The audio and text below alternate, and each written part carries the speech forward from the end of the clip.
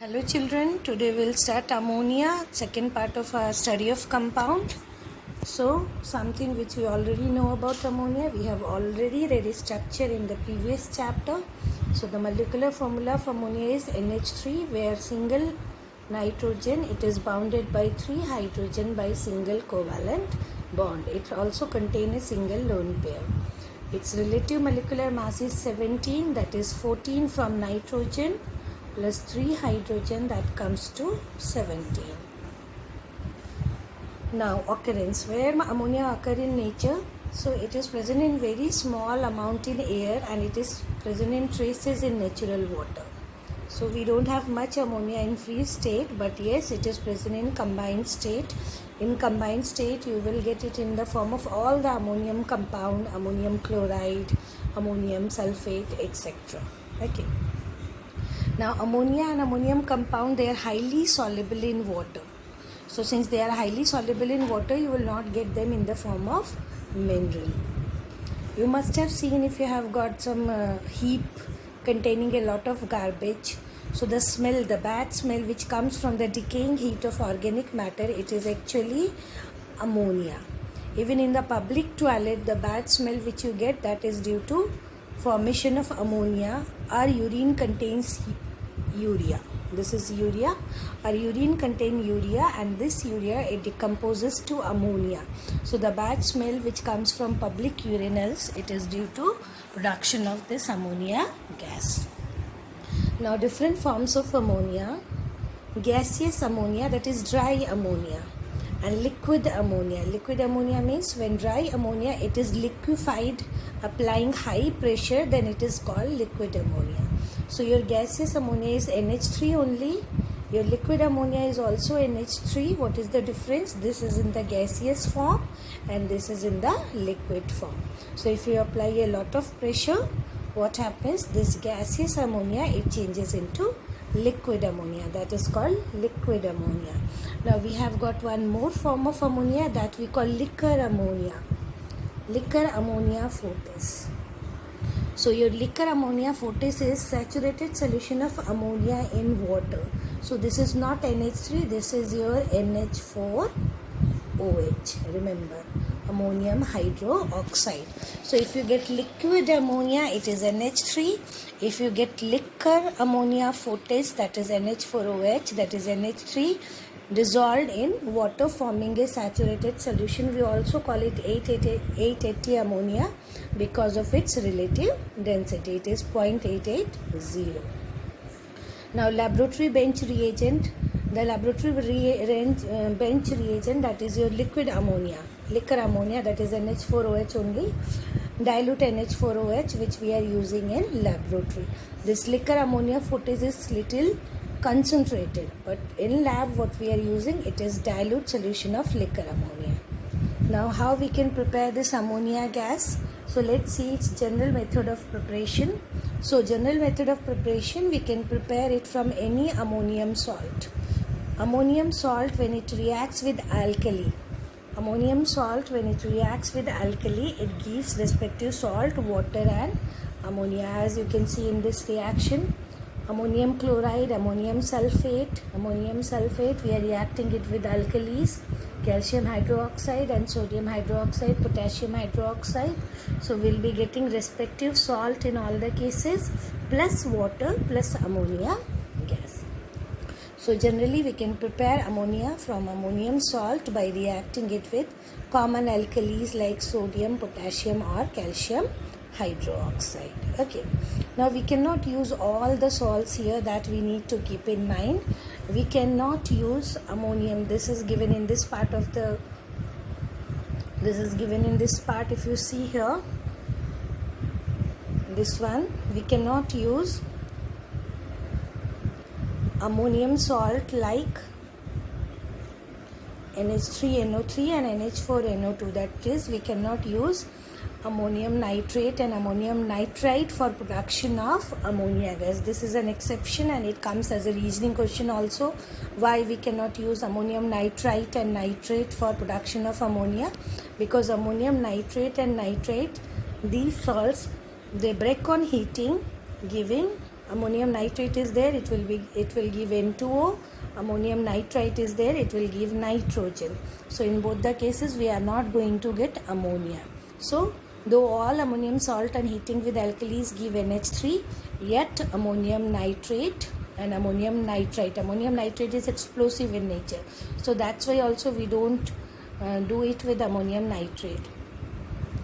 Warming with alkalis do not produce ammonia because they decompose on heating to give some other gases. Like here, ammonium nitrate, it is decomposing to give N2O, and ammonium nitrite, it is decomposing to give N2. Okay. Now laboratory preparation of ammonia. In lab, when we are preparing ammonia, how we are doing this? So we take this first one, what we did here.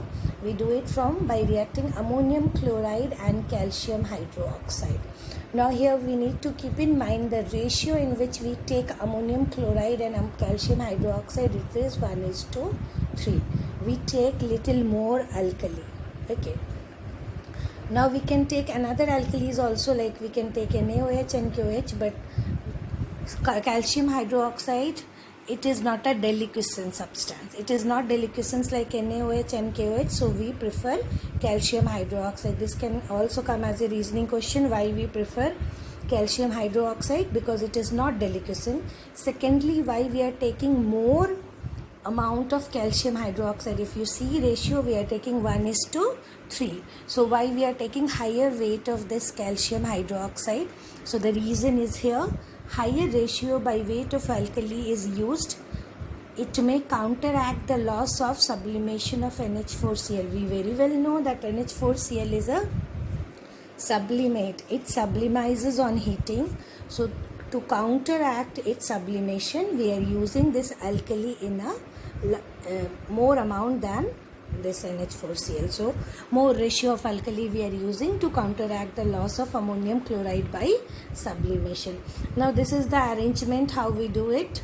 So here we are taking a round bottom flask in which we are taking our reactant, and then ammonia gas will be formed.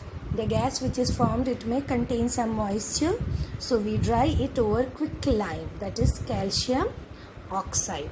Now we know a very common drying agent is our H2SO4, but we don't use H2SO4, neither we use P2O5, nor we use calcium chloride. We are only using calcium oxide. What is the reason for this? This calcium oxide is basic, and your ammonia gas is also basic. So if you are taking, we have to dry something basic, we need to use basic drying agent.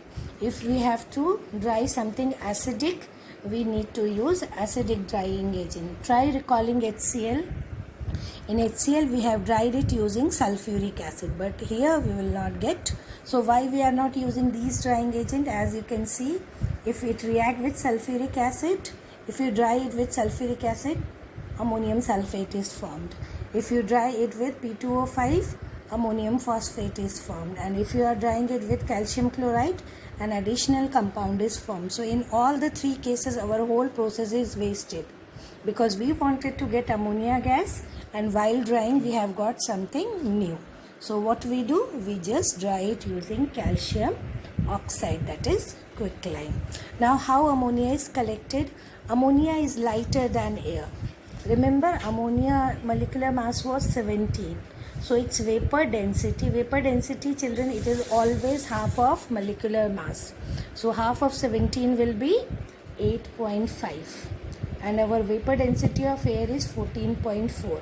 So that means your ammonia, it is lighter than air.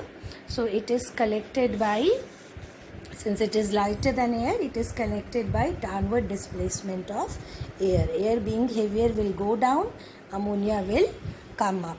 Okay. We can also, we are not collecting it over water, because ammonia is highly soluble in water. Ammonia is even more soluble in water than HCl. So we don't collect it over water, we collect it by downward displacement of air. Okay, this is one method of formation of laboratory preparation of ammonia.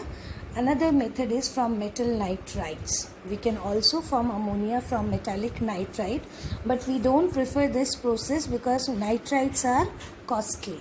Okay, so magnesium nitride plus water, you will get magnesium hydroxide plus ammonia gas. Aluminum nitride plus water, you will get aluminum hydroxide plus ammonia gas. You may take some other metallic nitride also. You react it with warm water and you will be getting their respective hydroxide plus ammonia. Here in this process, this is the setup how we do it. Here we take magnesium nitride or aluminum nitride. With the help of a thistle funnel, we'll be putting bit by bit water here, and then when the ammonia will be formed, it will go, and then here we can use a drying agent like quicklime and we'll get our ammonia gas. Okay. So the ammonia gas formed is collected by holding the jar with its mouth downward over the delivery tube. So you can see the mouth downward over the delivery tube. Again we can pass it through quicklime for drying it. Okay.